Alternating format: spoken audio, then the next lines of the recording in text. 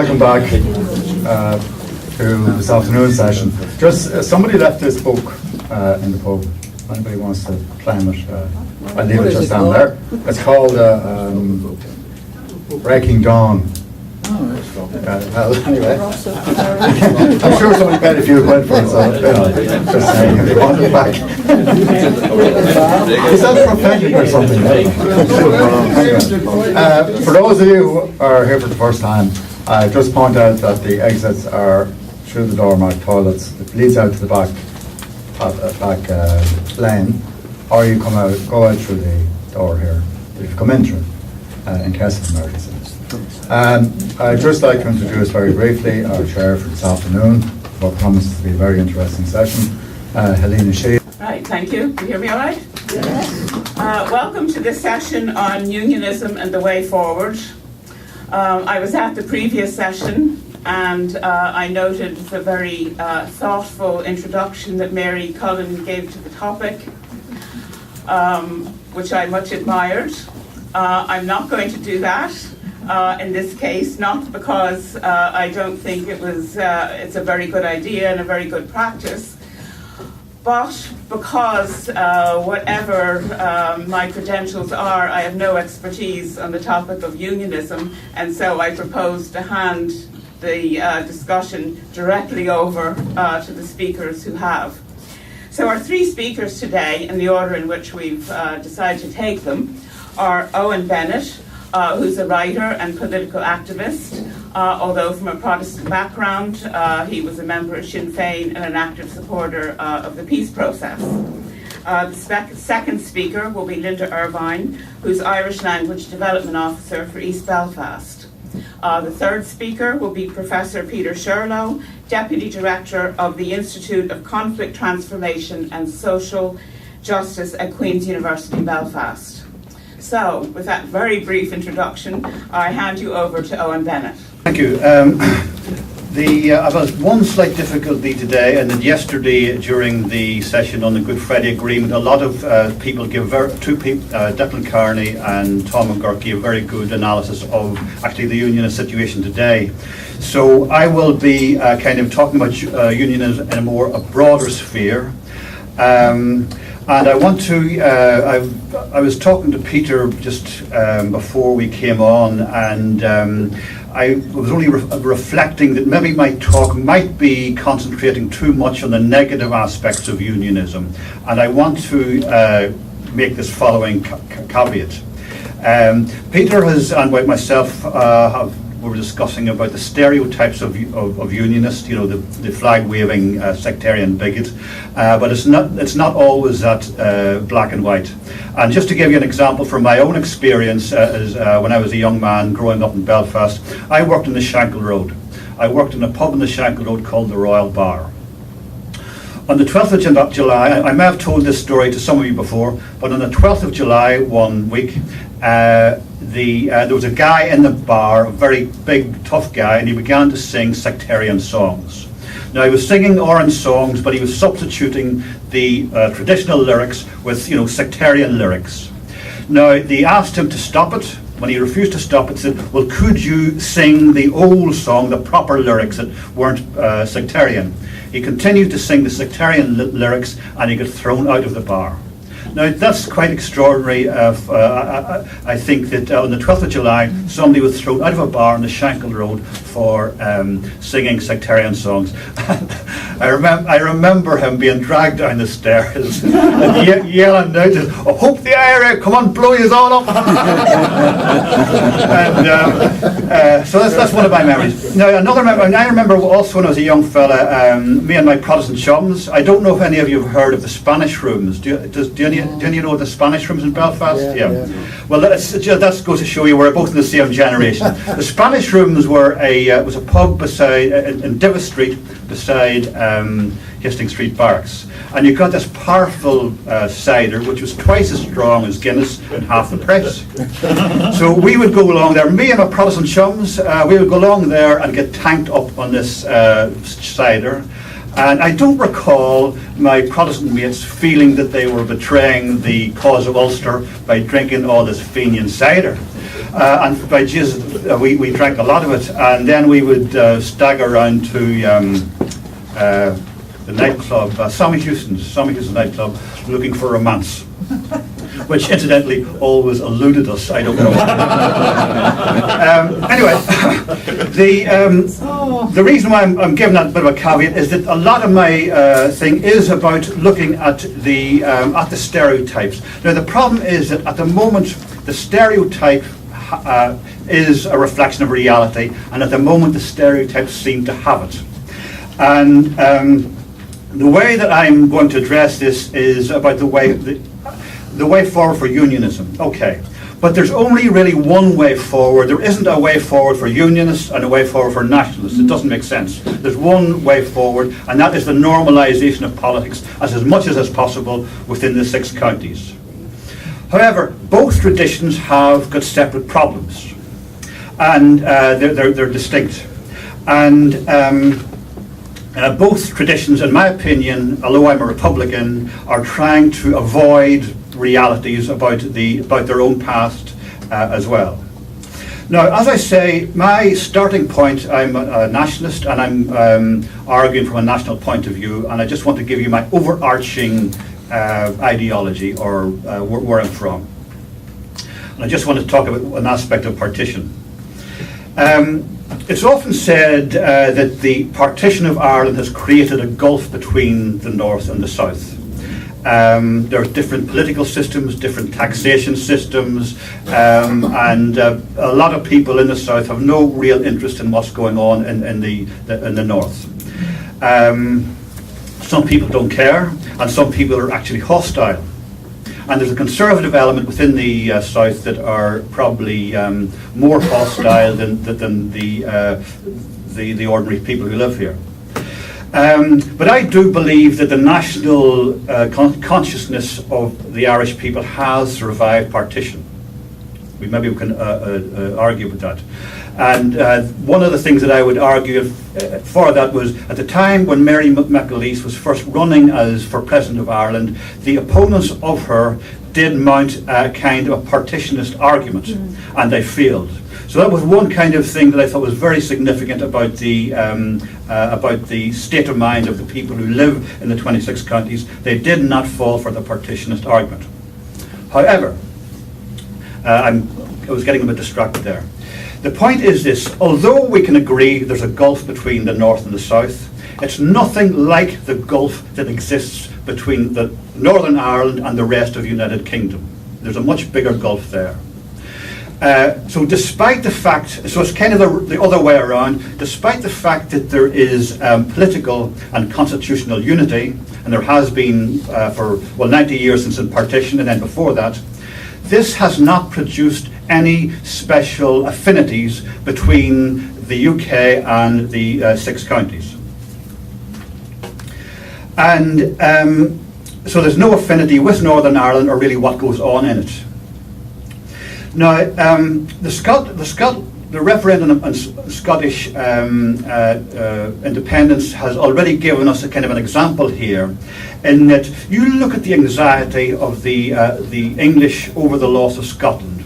Now, there was 2 columnists, Eamon McCann and Alex Kane of the newsletter, who both pointed to this, that there is no corresponding interest from the British ruling elites to what goes on in Ireland. And if there was a referendum here on independence, Alex Kane said we're on our own.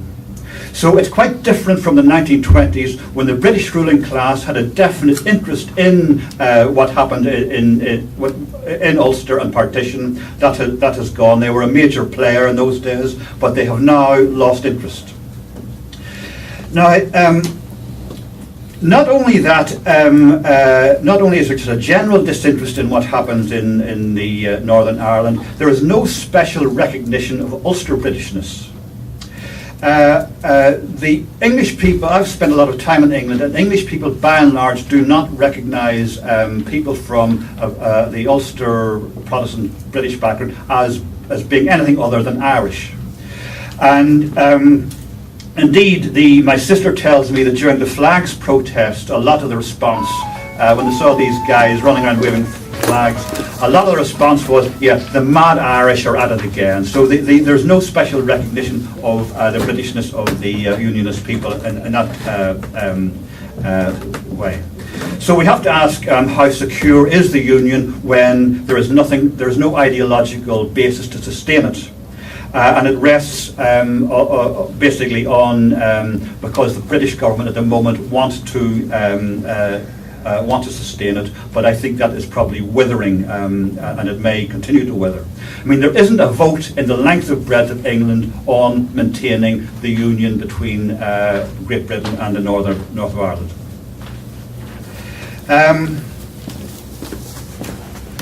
So anyway, my main point is that at some stage in the future, I don't know when, the kind of Irish national integrity will reassert itself. The only thing is, I don't know when and I don't know how. You can only see so far into the future. There may be other transitional arrangements that we can't envisage at the moment. I certainly don't believe in some of the things I'm going to say here are critical of the Republican position. Sinn Féin have been asking for a blueprint for Irish unity. There's no, I think that is a bad idea, because if we put a blueprint together now, by the time Irish unity comes about or whatever, it'll be redundant because it's too far in the future. I don't believe that what I'm talking about is going to take the form of an atavistic takeover from the south.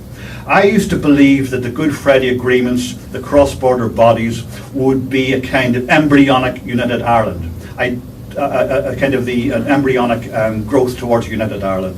I don't believe that anymore. I think the progress in the north will be an organic thing within the 6 counties and within Northern Ireland, if I can use both terms, and a growth of democracy, but more important, democratic values.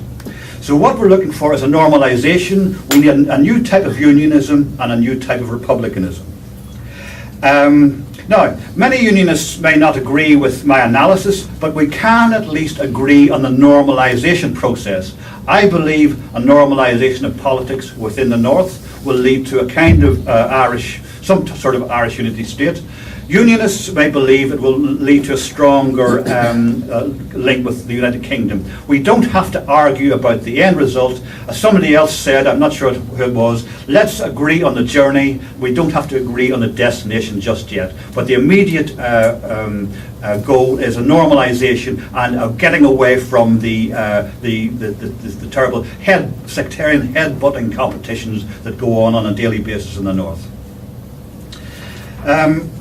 Now, at this juncture, you can see that I haven't criticised, if you like, unionism per se. I haven't argued against the union really, or presented the United Ireland as an alternative, that there's 2 visions, United Ireland or the remaining with the UK. I think that, I don't think the debate should be about that. I think the debate should be what's the next step. And at the moment, this might sound dreadful for a Republican to say, but the union isn't really the main problem at the minute. It's all about the next step and what to do next. The union, I believe, and unionists are responsible for creating some of the problems, but we have to find a different way of solving them. Now, I just wanted to bang on again about the Britishness of the unionist people. This, as I think my co-panelists will agree, was not always the case. I have an old book of 2 volumes of the Orange Order, and it's written by a member of the Orange Order, and it's full of references of Orange men about themselves, describing themselves as the loyal Protestants of Ireland, and the Irish, the good Irish Protestants, and their job was to save Ireland from home rule and popery. And so you had this kind of strange nationalist Orangism, or nationalist unionism, and even like during the Home Rule crisis, they were talking the Irish nation is in great danger, the soul of the nation, we pray for Ireland tonight. So you had this Irish consciousness in the past. And also, if you look at the example, also the Scottish referendum example at the minute, the most ardent Scottish unionist does not deny that they're Scottish. So there is a problem with the unionist identity at the minute with their Britishness. They are British, of course, in the sense that they've got British passports, etc. But Britishness is not a nationality, and it's not recognised as a nationality, whereas Irishness is. And strangely enough, within England, within the United Kingdom, there is, although there's no affinity towards Ulster Britishness, there is what I call a general Irish-British culture. There can be affinities between Ireland and people who live in England, but on the basis of nationality. For instance, if anybody can remember when Ireland was in the World Cup many years ago, during the golden days of Jockey Charlton's stewardship, it was quite common for English people to fly the Irish tricolour outside their bars alongside the Union Jack because they saw the Irish people as cousins. And that's what we are. We're second cousin to the British, but it's on the basis of our nationality, Irish or English. We have the same language, we follow the same football teams, and even, I say about Irish nationalism, it's inclusive more than anything else. It's civic and it's political, because even with Jackie Charlton in his day, the fact that he wasn't Irish did not prevent people claiming that he was the greatest Irish man that ever lived, So there is this way of including people who aren't really, it's not exclusive. My own view is that nationality and national difference are superficial. The important thing is affinity between peoples. And I actually dislike nationalism which emphasise differences, that we need a separate parliament because we are uniquely different. I don't particularly like that. I think all peoples are basically the same, and their projects are basically the same. I think national democracy is needed just to run the affairs of the nation in the interest of the people. And that means that, but you do need to have some sort of a national identity to interact with other nationalities. And that's why that all cultures, I think, that all cultures are accessible to each other. For instance, Irish music. You don't have to be Irish to enjoy Irish music. When the chieftains went to China, they were a huge success because there was instant cultural recognition. And national identity is really a kind of a local expression of the big picture. So it's kind of, national identity is kind of a passport to the rest of humanity, if you like. And the problem is with at the moment with the stereotypical Protestant Unionist, they don't have that passport. They've interpreted their nationality as an exclusive thing for Protestants only. And when you consider that nationality is usually for everybody who lives in the nation, regardless of religion, regardless of social class, regardless of political creed, the Britishness of the Unionists is based upon a religion, that it's only for the Protestant people. Sorry, how long more have I got? Another 5 minutes? Yeah. About 5 minutes, okay. I'll just skip ahead. So what we're looking for is a unionism which isn't sectarian, which isn't anti-Irish, and which, if it wants to advance the case for Irish unity, it does this on the basis for all people. It is the height of absurdity to say that one set of proposals are important for Protestants, while another set of proposals are important for Catholics. So if they want to put forward an argument for Irish unity, okay, but on the basis of that this is for the good for all, not just one section of the people. Now, there are progressive elements in unionism, but the dynamic of that progressive element seems to be very weak at the minute, and maybe this is something that Peter or somebody can elaborate on later. And there's if you take the flag protest in the north, There was a poll in the newsletter at the time of when it was going on, and about 51%, or slightly more than half the people who were interviewed who were from a unionist background, were for the protests, but about 48% were against the protests, the flag protests in the unionist areas. So that's quite an astonishing thing, because that means that in the north of Ireland there's a majority of people, if you include the nationalist people, who are against this type of activity. There's another aspect to unionism. Again, it's a negative aspect that I want to talk about, and this is was evident during the Ulster Workers' Council strike of 1974. During that time of there was a lot of political turmoil at that time, and the loyalists in the loyalist working class areas, they put up barricades and they began to patrol the loyalist areas. This sort of thing happens at times of political turmoil in other countries, but the idea is usually, when you're putting up barricades, when you're patrolling the barricades, is to keep the enemy out. On this occasion, the barricades and the armed men were to keep their own people in, to prevent them from going to work. So there's an aspect of unionism which is actually anti-Protestant, and it's if you like, I've always maintained that unionism is basically to keep Protestants in line, and not so much the Catholics. Historically, it's been the upper classes who've done this. But now it is the ordinary orange Protestant working class who are doing it. I'll just finish up very quickly. The problems that I've described are unique to unionism. Nationalists and Republicans have got a different set of problems. Republicans, no, I'm not saying that there has never been sectarianism amongst nationalists or Republicans. There has been. But it's not central to the Republican or nationalist project. The main problem with the Republican movement in the past is it's been dominated by a very narrow militaristic view of things, and also a great deal of political sectarianism. Now, Sinn Féin and the Republican movement is in a process of transformation. They've moved away from that old political, that old very narrow ground, but it's not finished yet.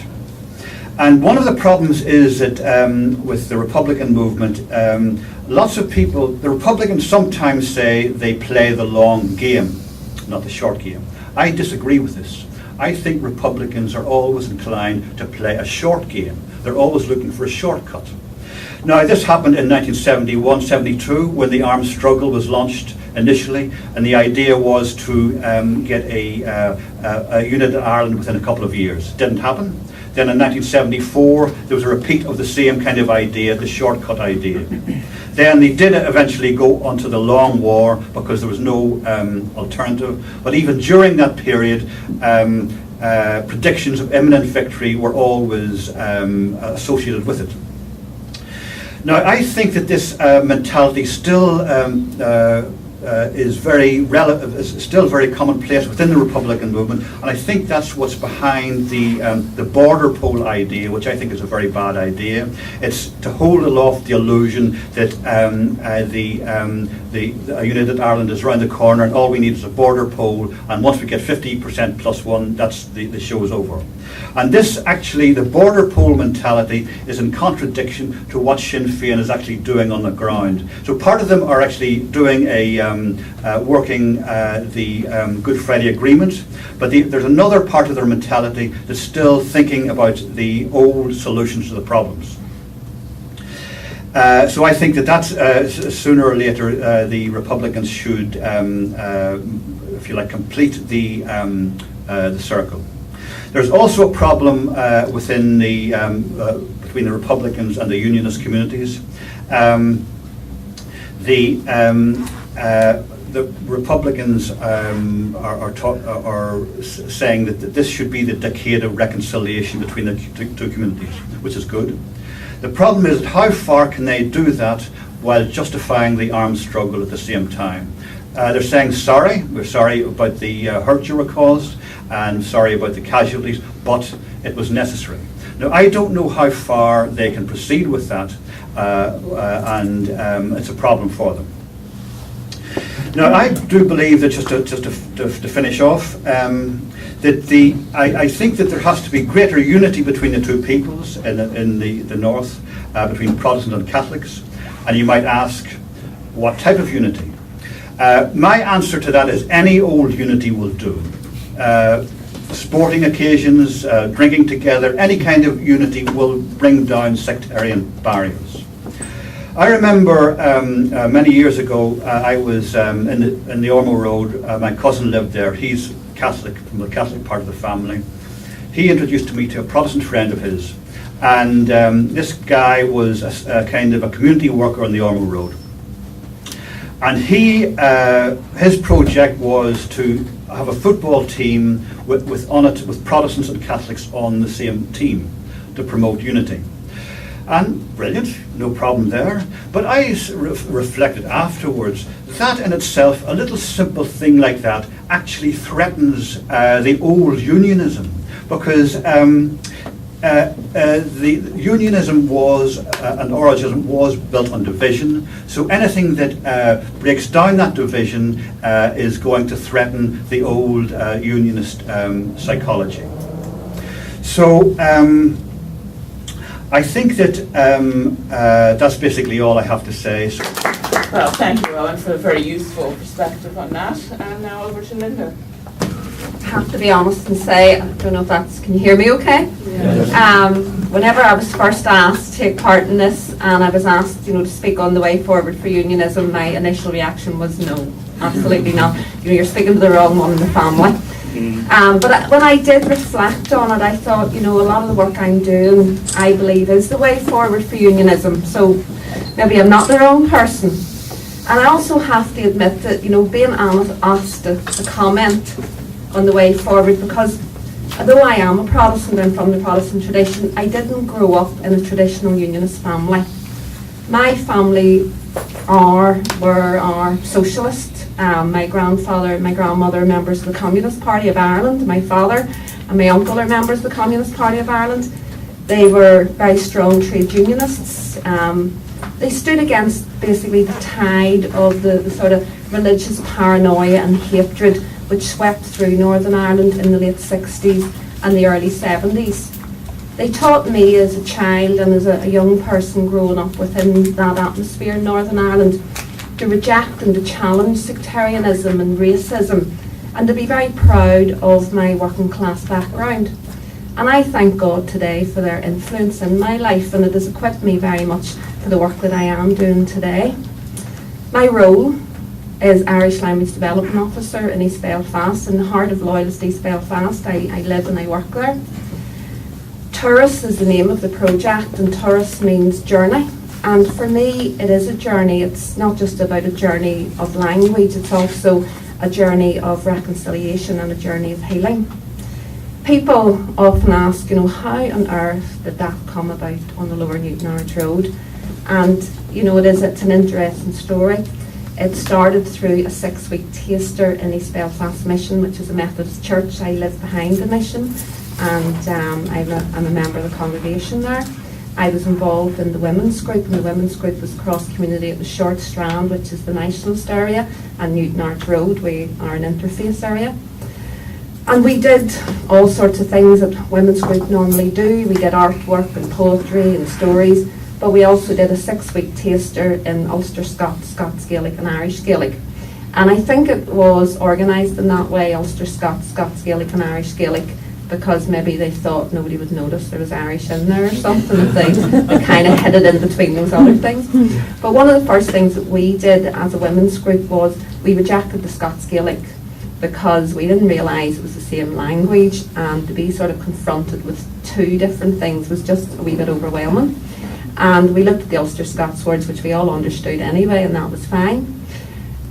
Interestingly, this was just over 3 years ago, and the women from the Short Strand, from the Niceness community, they were more interested in the royal wedding that was happening at the time and what Kate's dress was going to look like. And it was really us, the prods, that took on to it. I was the most interested. I really got, very sort of passionate about it. And the woman who was taking the class, who is a Protestant from East Belfast, and she's a fluent speaker of Scots, Gaelic, Irish, Gaelic, Welsh, and lots of other things, told me that there was going to be a Jane Cursor, an intensive day course in a local Irish language centre in Dryhead. Now, in Dryhead is, not even 2 minutes by car from where I live, but I'd never heard of it in my life. And I wanted to go, and I was a wee bit sort of nervous about it. But I said to my friend Alison, now Alison's daddy was a UDA man during the 70s, so when I mentioned Irish language, she kind of rolled her eyes. What was that all about? But what she was interested in was Maureen, who took the class, had shown us on the census how people from the Protestant community, she'd shown us examples from the Shankill. On the 1911 census were listed as having Irish. So Alison just wanted to find her relatives. I'd been in and I actually found my husband's grandparents living on the Newton Arch Road, 1911, and there were the Irvines listed as having Irish and English. So we went in to find Alison's great-granny. Her great-grandmother was called Letitia. Her aunt had been called Letitia, and she had called her own daughter, Anna Letitia. And we found Letitia living on the Shankill Road, Church of Ireland, and she had Irish. So that was Alison convinced. And away we went to Dryhead. I always blame her and she blames me, but we made it very obvious that we were two prods. And during the lunchtime, I think really the teacher, to make us feel at ease, said to us, you would be surprised, there's all sorts of people come here, there's people from both sides of the community, and in fact, we have a man who comes, and he's from East Belfast, and you'll never believe this, but he's a member of the PUP. I said to one tomorrow, my husband is the leader of the PUP. But that was really what it was. We started then going to a wee Monday night class. Nobody would have taken any heed, because as I realised later, lots of Protestants have been going off and learning Irish in Northern Ireland, doing it quietly. It was only because of Brian and because of my brother-in-law David that it hit the headlines, and I ended up in a couple of newspapers, and I gave a few interviews, and I mentioned East Belfast Mission. And they were inundated with people ringing up or calling into the office and saying, can we join your Irish class, which didn't exist. So they came to me and said, look, if we try and start a class, would you facilitate it? And I thought, yeah, okay, I'm going to one in Dryhead that I'm enjoying, I'll go to another one round the corner. And that's what we did. And they didn't publicise it. I think they were afraid who would turn up in the night. And we were in this wee tiny room, and 20 odd people came. It was meant to be for 15 weeks, but it took a life of its own and it kept going. And while I was starting to learn the language, I was also starting to become curious about the links between my own community and the Irish language. So I started reading books like Presbyterianism and the Irish language and, Hidden Ulster and things like that. And when I say read, probably that's an exaggeration, I flipped through them and I went to the index and looked for Presbyterians and Protestants and whatnot, But I was really shocked, I have to say. Now, I'm a reasonably intelligent person. I had a working class background, but in my 30s I went on in the education. I did a degree in English. So, I'm not stupid. I'm not totally unread, but I hadn't known any of these things. And I remember night after night sitting on the settee and, finding these things out and saying, oh, Brian, will you hear? And just really being shocked. And he too was surprised. And I became very frustrated, and I thought, how do you share this with other people? How do you let other people know? Because I realised that, and I'm not being patronising, but a lot of people in my own community, they're not going to sit down and read books because they don't have the interest in the Irish language. And a lot of these books, to be fair, are quite dry and a bit boring. So, my background, I was an English teacher in a girls' secondary school, and I wanted to get it out in a way that was accessible for people. So fortunately enough for me, I had a few talks and I ended up getting a bit of funding, and East Belfast Mission created the post of Irish Language Development Officer.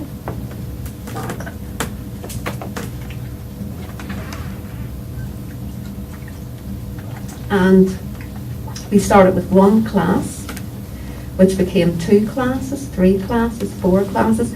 We now, 2 years later, run 8 classes a week within the Skenos building on the Newton Arch Road, as well as an outreach class in Dundonald. We have helped to get classes started in a Loyalist estate in Monkstown and in Lisburn. I do a presentation called The Hidden History of Protestants in the Irish Language, which has been probably seen now by about 4,000 people. Our existence and our growth has certainly raised a few eyebrows, and sometimes worse than that. But the reality is that when we discover the many, many links between Gaelic culture and the Protestant tradition, really we should be more shocked that people don't know. For example, in 1833, the Presbyterian Church called the Irish language our sweet and memorable mother tongue. 10 years later, they made it a requirement that all of their trainee ministers would have a knowledge of the language because so many of their congregations didn't have English. If we're looking for the largest Gaelic-speaking region, we don't find it in Ireland. We find it in Scotland, where 80% of speakers are from the Protestant tradition. And I met some of them recently on a trip to Scotland. We visited the Presbyterian churches and attended Gaelic services and heard the psalms sang in Gaelic by the Gaelic congregations. I even went to the Gaelic Rangers Club, and I was presented with pennants in Gaelic. I was presented with the official Rangers t-shirt which says Shin Nadina, we are the people. You mightn't believe it, but Rangers do. If we look at the murals in Loyalist areas, the writing on the wall, Lav Yeri Kabu, victory to the red hand. If we look at the flags, we see Fakabala, the anglicisation of the Gaelic, Fan Balak, clear the way, the motto of the Royal Irish Regiment.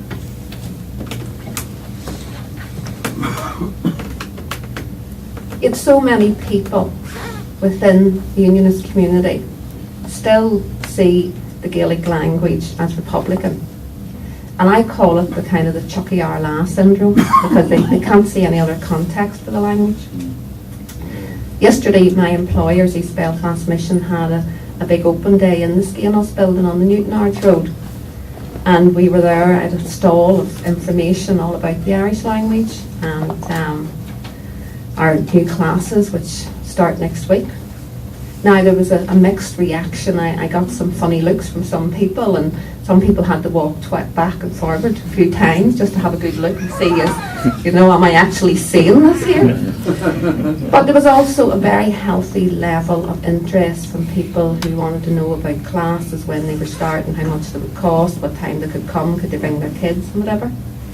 However, there was one man, and I suppose there's always one, he had came past, he was an older man, probably a man in his 60s or his 70s.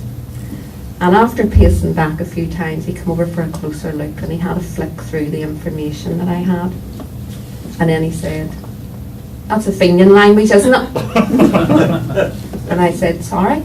It's a Fenian language?" I said, "We're a church, we don't have Fenians." "I mean, it's a Catholic language." And I said, "Well, no, actually it isn't." And I proceeded to show him some of the information and tell him some of the facts. And he said, "I don't want to hear that. I'm not here to talk. I've got a sore leg."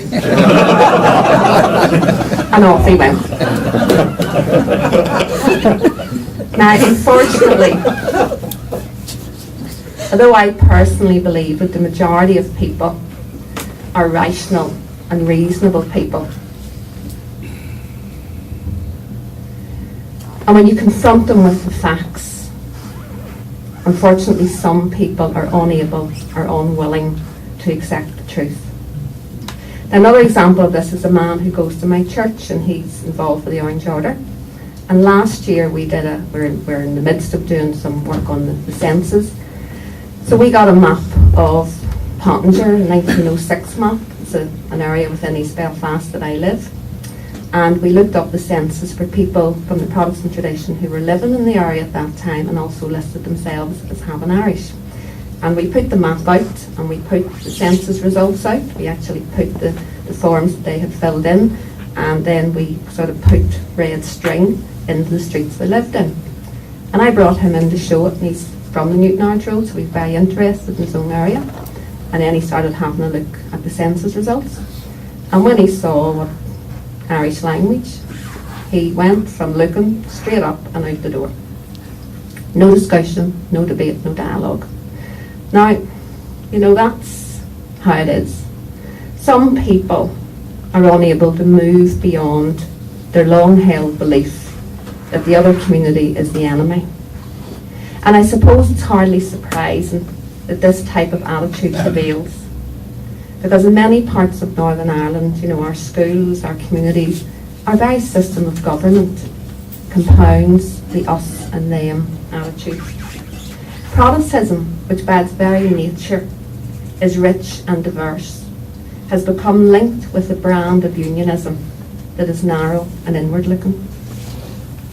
I believe that the people of Northern Ireland have a rich cultural identity, a mixture of native Irish and of the many peoples such as English, Scots, Manx Gael, French Huguenot, who made Ireland their home.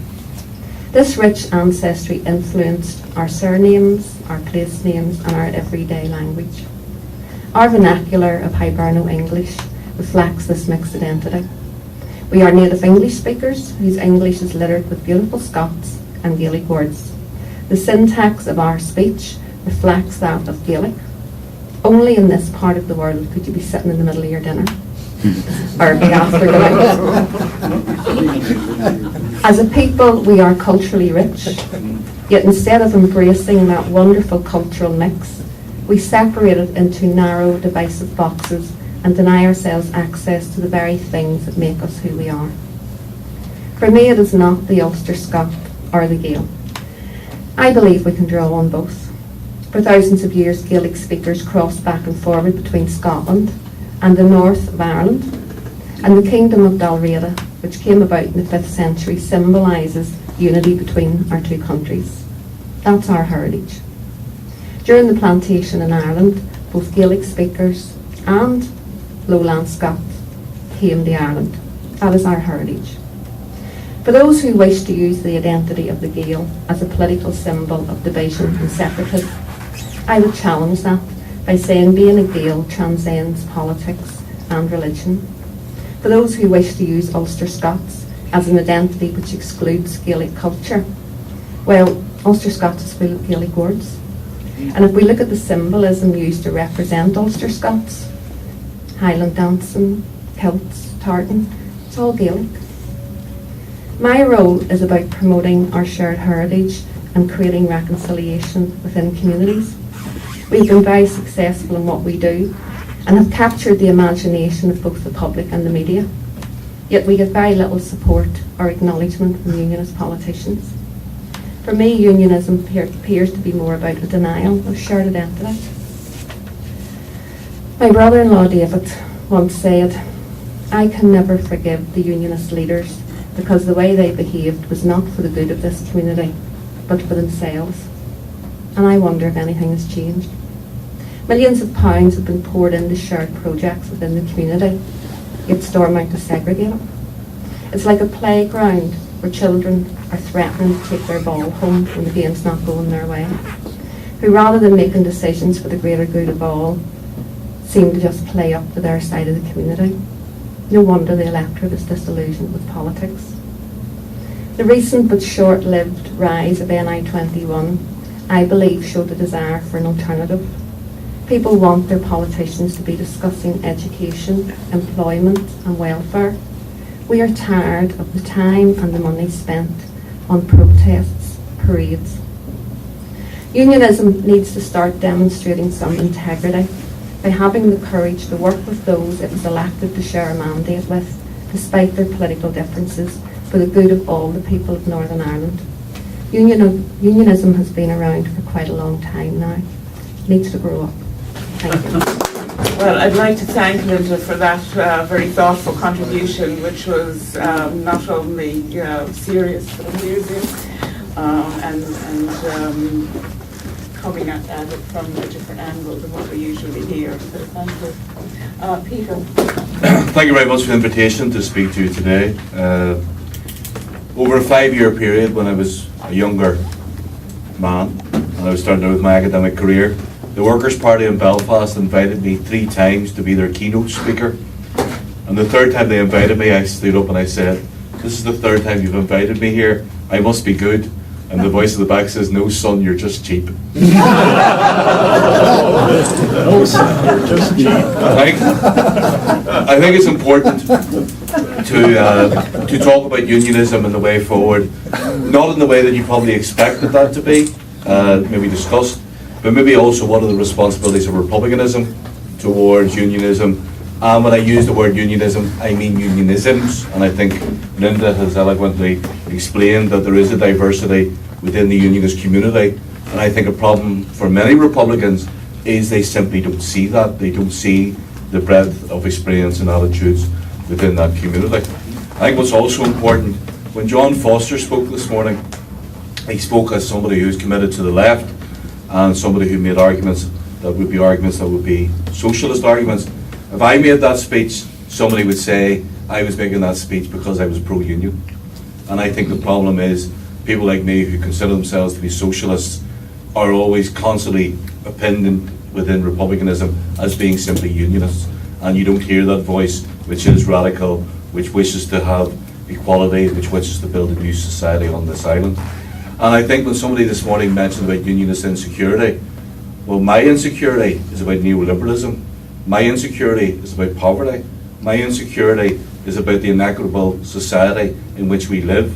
And I'm not sure at this present moment in time, if we end partition, that you will end neoliberalism, social division, and class disunity.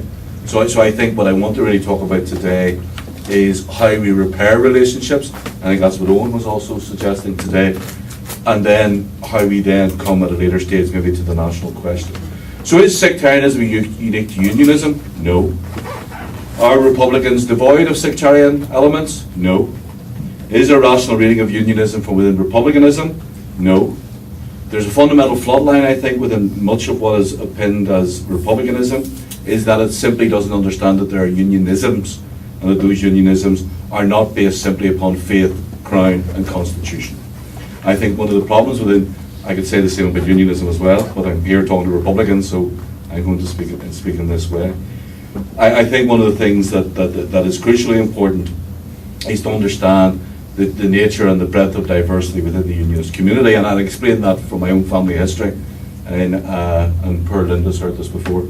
In 1922, the time of partition, my great-grandfather tried to organise a trade union in Barber Thread's factory. It was at that time the biggest thread factory in the world, and he was told by the owner of the factory when he addressed the workers that if he formed a trade union, they would simply give the jobs to Catholics and they would work for less money. His experience of that was not an experience simply about bourgeois unionism. He was blacklisted by every employer in Belfast, both Catholic and Protestant, because he was on the left and because he wished to radicalise and he wished to organise. That didn't make him any less unionist, but it most certainly meant that his experiences were not simply those of unionist bourgeoisie. He was blacklisted also by the Catholic employers within the city. My grandfather was put in Coventry, in the community in which he lived. When the Queen was coronated, she came to Belfast, she went to Stormont, and then she was going up to Hillsborough Castle. And they lived in labourers' cottages just outside Belfast. And there were 3 families in the labourers' cottages. There were the Sherlows. In the middle was the Grand Master Wizard of the Orange Lodge, whoever that was. And at the end of the 3 houses was a Catholic family who had lost 2 sons in the Second World War. They joined the British Navy and had been sunk in the Second World War. And when the Queen came up past the house, the head of the Orange Order turned round to the woman and says, "Get into the house. The Queen doesn't want to see an old Catholic bitch like you." And my grandfather jumped over the wall and knocked him out and said, "Her 2 sons are out at the bottom of the Atlantic. Your 2 sons hid in Gracie's factory." That my family were put in Coventry and had to move out because regressive elements within unionism would not tolerate that type of behaviour. So when people in republicanism tell me that my family is bigoted, colonialist, against egalitarianism, against equality, I have to reject that. They were people of the left. They were people who believed in sharing and democracy and building an alternative society in which we could live. Of course, my final question, which comes back to all of these questions I've answered no so far. I always like to listen to the tape of the first day of the assembly when there was a bit of wit and humour in it. The first comment was when Martin McGuinness said he was happy to see Sammy Wilson, and all the more happy because Sammy had his clothes on. If you remember that time, he'd been caught in a naturist photograph. And of course, the other question that somebody else with Sinn Féin asked of the Unionists, is there a word in Ulster Scots for yes? I think those things are also important. I think one of the things we have to realise is that we have many orthodoxies and many beliefs, and we have many ideas which maybe haven't understood some of the transitions that have taken place in Northern Ireland or the north of Ireland. Clearly, Unionist hegemony is gone in the direct sense that once was there, the big house Unionists who were there at that time. One of the things the British state clearly did with resources, most certainly public sector employment, is they created a Catholic middle class. The biggest social change in north of Ireland has been the creation of a Catholic middle class. That has changed many of the relationships there. The income gap between Catholics and Protestants, the unemployment differential between Catholics and Protestants has changed dramatically. We have Section 75, we have policing reform, etc. So Northern Ireland is not the place that it was. Many people in this room want Northern Ireland to disappear. That's a valid political project. But you have to accept that Northern Irish society has changed, and that is going to shape the social forces of what Northern Ireland is and what the Northern Ireland will become. I think Republicans need to understand more about that dynamic of change that has taken place within this society. I understand for Republicans there's still issues about sovereignty, there's still issues about MI5, there are still issues about the whole idea of nationhood and the future. But I think we have to understand, and this is one of the things Brent Murder and I did recently, when you look at the political actors who've taken control in Northern Ireland, and when you look at their economic policies, irrespective of the debate recently about the austerity issue, when you look at their manifestos and you look at their economic policies, they're virtually the same. There is not a significant difference between Sinn Féin and DUP economic policy. It is neoliberal, it is pro-bourgeois, and it is about internationalisation of the Northern Irish market. That is, when we put them together, like I can get the paper to the organiser, we can send it to you, we actually did tables of their on themes, employment creation, investment, etc. It was the same. And I think it's the point that John Foster's made today about Scotland. Are we creating something which is better, or are we simply creating something which is going to be divisive, I think, in class terms? So I think that's also important as well. I think one of the things is that we have to understand is that those socio-economic changes that are taking place in the society in which we live are very important. And I was saying to Owen this morning about that type of positive leadership which Linda is showing through Irish language, which other people are showing, is important. Sometimes people think when you talk about these little tokenistic things that people do in the North, that they're just tokenistic. I think they're crucially important. And I think they're really important because they shape how people think about each other. And that's part of a process of changing what Ireland means in the future. So when my son took up rugby, when he was 8 years of age, he joined Malone Rugby Club in East Belfast. You couldn't get probably a more Protestant part of the North than that part of East Belfast. And the man who took over youth rugby and ran youth rugby said, I want all the new parents to come into the clubhouse. We all went into the clubhouse. He's an ex-RUC officer. He was a hooker. He was about this size. I think he was actually broader than he was tall. And he sat everybody down. He says, there's one rule in this club. If you're a bigot, there's the door, get out. And that's the type of leadership that we need amongst people in Northern Ireland. Because the argument I'm going to make later on is that civic leadership is the only way to solve the problems of the North. It is not going to come from the political actors because their interests are too vested in reproducing electoral things. So one of the things that we know from survey material that's come out recently, there are fewer Catholics who say they want unification.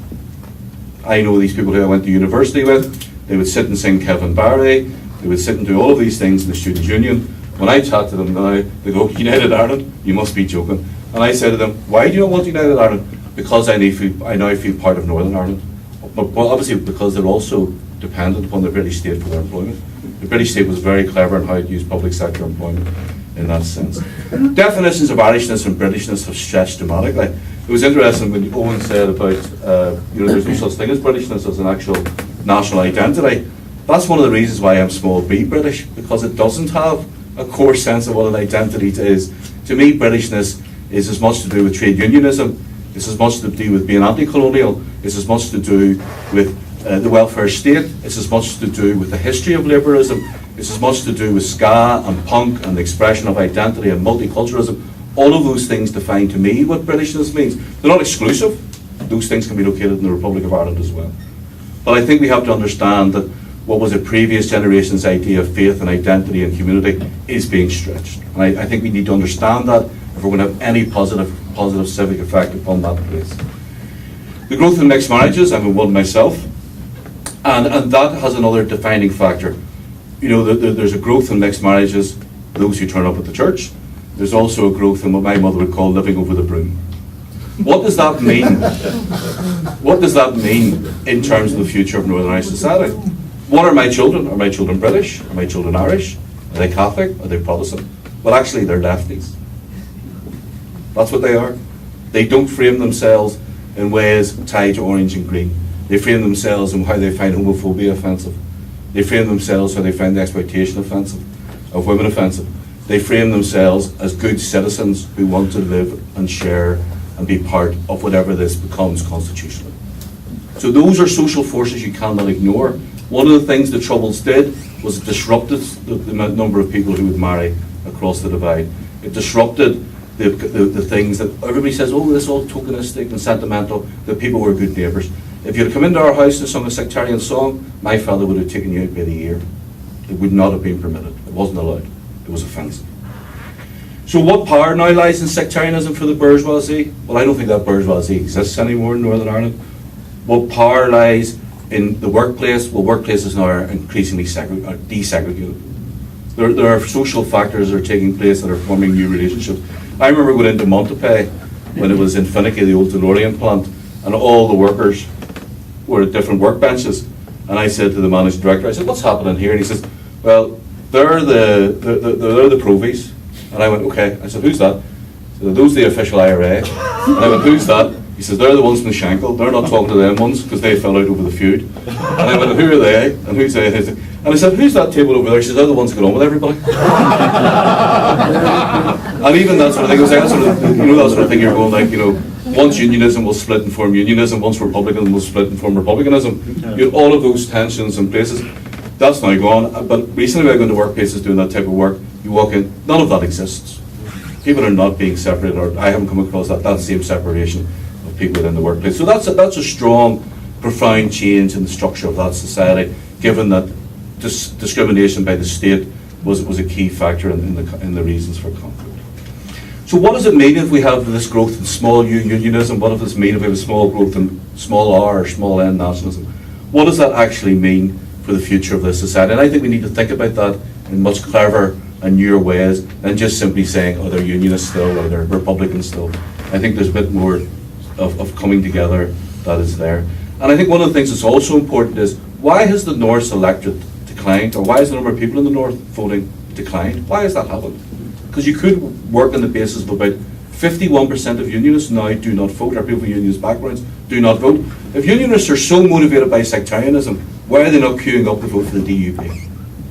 Why are they not doing that? Why are they not queuing up to vote for the traditional union, the TUV? Why are they not doing that? Why is it that they're not engaging in politics? Because if Republicans tell me that unionism is a sectarian, racist ideology, then why are they not following those who would make those types of utterances and uses? It's because many of them have moved on, and they don't want to hear the sectarian stalemate. They don't want to hear the same drip, drip, drip of contention about the past and about people simply claiming there's only one plague in one house and no plague in theirs. That's what I find in my social civic life, is how people feel. Many people feel today. They simply see it as a sectarian ball game. Let them get on with it. I will go and live my life the best I can and be a good citizen as best I can. That's not good politics. We cannot have those type of people sitting outside the political process. And I think that's crucially important, just to even acknowledge that they exist. There's no acknowledgement of these people and that they exist and how they feel and how they motivate themselves, etc. I used to live in a Protestant world in which I knew one or two Catholics. I live in a world where my children tell me off, and when they're playing rugby and I go, where's that wee lad from? None of your business, Dad, what does it matter? From. And that's not unique to me, it's not unique to Linda, I'm sure. I'm sure it's not really unique to Brian as well. So I think we understand some things that need to change. I think Republicans have to listen. I think unionists clearly have to listen as well. Republicans have to listen and have to understand that there is a diversity within that community. If you constantly tell me that I am a bigot, that my ideology is bigoted, I will respond to how you tell me what I am. I will reject you. That is something that has to change. Similarly, if I tell people in this room, you know, that your ideology is flawed, you don't understand the Republicans are sectarian, it takes us nowhere. Listening skills are not a thing that's shared north and south. There's no great demand and desire for listening skills. That's really important to ensure. We have to understand, and Owen mentioned this before, a great deal of harm was caused during the military campaigns, or whatever you want to call them. A friend of mine was killed by Republicans. His mother was a district nurse. She treated the woman whose son had killed her son. She went to the house every Monday morning, and the woman who's being treated son sat upstairs and played A Nation Once Again. Now, if you hear that, how can you not in any way be distrustful of Republicans? It might only be that that's unique in that home. I'm sure people in this room can tell me similar stories which are equally as horrendous and inhuman and degrading as that. So how do we get out of that context? And I actually was illustrated very well recently by my son. We were out having breakfast, and I handed him a local newspaper, and he flicked through it, and he handed it me back, and I was going, bloody hell, is this wee lad ever going to read? You know, because the young are so into MSN or Facebook and stuff like that. God, he's not going to read the paper, for God's sake. And I said, son, why won't you read the newspaper? And he says, Dad, because the first 13 pages are about the past. And I went through it. Japan, Kingsmill, Bloody Sunday, dun, dun, dun. Now those things are important. They tell us about the politics of the society we were in. They tell us about the pernicious nature of the society we were in. But we need to think of more graceful ways, more socially liberating ways to deal with that horrific past. And I think that's something which can only come about through actually understanding and recognising diversity. We have to also stop labelling each other. I think that's crucially important, is that we find ways that we stop labelling. That because you're from some background, or because you express some opinion, that means that you're simply that. You know, many people in this room, many of the people who are friends of mine, they may well be Unionists or Republicans, but they have wider diversity in their lives of interests and abilities and concerns as well. This is what somebody once said to me once. A Republican once went over to me and said, you can't be a socialist and be a partitionist. That's the end of a conversation. Okay, I can't. So I'm not being a socialist then. Well, I've got a choice. I give up on the partitionism or I give up on the socialism. How do you know that in 20 or 30 years' time, Unionists might come to some position that they might go for federalism? If you say to somebody you can't be a partitionist and be a socialist, it obviously creates a negative reaction to that. It takes me back to that story I told you about the friend of mine who died. I was sitting with Republicans one day and telling them that story, and a Republican leaned across the table and said to me, "That's only a footnote." Now those are things that happen. Those are things that people say. I can't apologise for what Unionists say because I don't say those things. But I would certainly have had those types of reactions to me, which are not helpful. And I'm sure people say equally horrible and difficult things. So let's not tell each other what our identity is. Let's try to find out about each other's identity. Let's try to discover each other's identity. Let's find that 90% of DNA which is the same politically. Let's locate people who are radical. Let's locate people who want to build a new Ireland, whatever that is, and work through that basis. This should be about persuasion. It should not be about arm twisting. And I think that's very, very important. I think one of the things that's really important is then we have to, people in this room, Linda and David, or Linda and Brian are here, I think what we have to do is we have to take this conversation we have today into a new civic relationship. We have to find ways in which we build a civic relationship which is about challenging the communal divide. The communal divide is as powerful as the forces that cause it. We have to find ways that we reverse the nature of the communal divide. We have to understand that we're in a process of repair. How do we repair the things we've gone through over the last few years? We have to get rid of this belligerence of name-calling, finger-pointing, etc. I know many of these people in this room and many other people outside of this room went through terribly pernicious and difficult things. But sitting arguing about it, especially politicians and television, is simply re-traumatizing people. The majority of people I know who lost loved ones have trauma, emotional and mental difficulties with what they went through. Why are we not healing that? If we're socialists, if we're in the left, if we understand the majority of victims were working people, why are we not engaging in healing those people so as they feel part of society and not simply use them as political, ideological footballs that we play against each other? That has to end. I think there's also a need to get beyond the monocultural search for the truth. If you turn around to unionists and go on about collusion happened. If you go on about collusion, don't talk about the other issues which Owen mentioned as well, we're not going anywhere. Because it's simply, if you present one version of the past, one truth of the past, it simply is playing, you might be doing it intentionally, but it simply will create a sectarian reaction. And I think that's very important as well. Unionists also have to accept about the unionist state, they have to accept about many of the forces and conditions which created that situation. I think that's really important. So we need to start taking ownership of words like reconciliation. We need to take ownership of the word forgiveness, and I think we also have to engage in some sort of atonement strategies. I think that's crucially important for how we move and work this society into a different place. So at the end of the day, I think the peace process is losing its energy. I think the peace process is losing its momentum, and I think also the structure of the peace process probably did embed sectarianism. I think we have to find ways that we get beyond that. The point that you made about, they're still divided at the assembly. There's been a no emergence there. You're not supposed to have consocializationist politics, a word none of my students can spell. Because it doesn't suppose spell checker, because they can't spell it in the first place. They can get close for the spell checker to spell it. I once had a student who came to me and had asked to write an essay about the Protestant working class, and she came back to me and she said, I couldn't find any books in the library about unionism. I said, you probably saw Blind Mine and pretended you didn't see them because they're so bad. And I said, my God, you must have found some book. There's thousands of books and pamphlets and stuff on unionism in the library. And I said, how do you spell it? UNNNIONN. You know unionism. So those things are crucially important in how we create public tolerance, compromise, new forms of memory work, memorialization, different ways of remembering, public apologies and reassessment of values of identity. I thought it was very interesting, one of the groups attached to Sinn Féin recently, instead of having the commemoration of a hunger striker, instead of having a parade with regalia, etc., organised a hike. So still public, but it doesn't have the same trappings that would be offensive to others. And I think that's the type of, what I mean by memory work, that you celebrate who you are and who you want to be. To me, conflict transformation is important simply because you do not have to change your identity.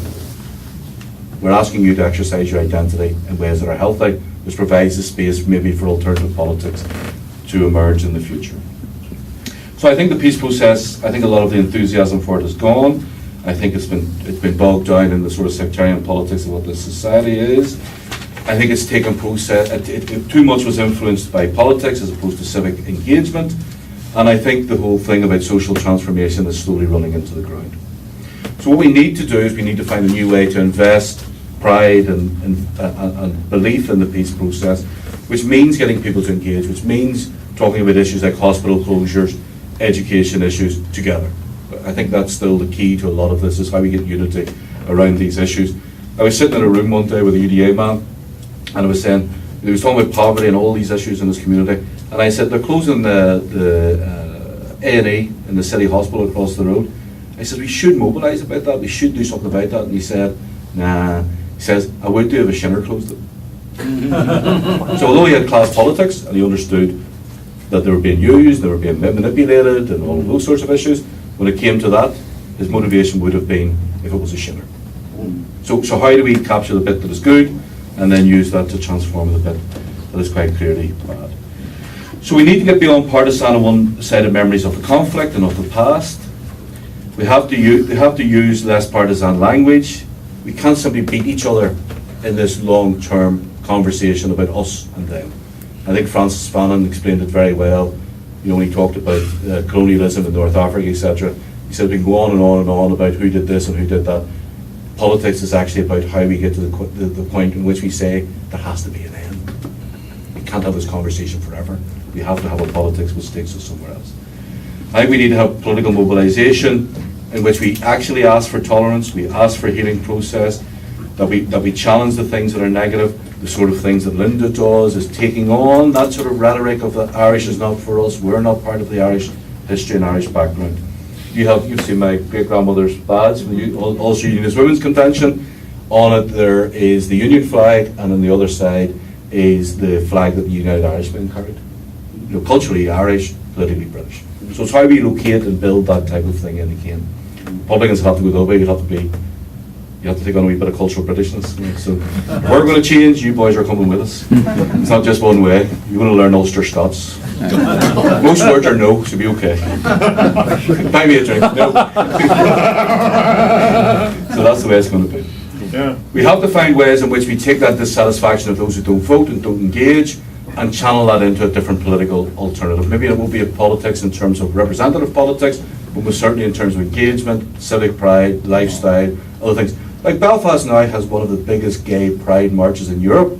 We in the North are not beyond being liberal, open-minded and tolerant. I'm sure gays aren't Protestants and lesbians are Catholics. I'm sure at that level there is an engagement between these people. And that shows you the power of what civic identity and sexual politics can do in our society when we come together around those types of issues. You cannot bring the sectarian issue into that type of politics. We also have a wonderful carnival which takes place in Belfast again, which is a celebration of civic pride.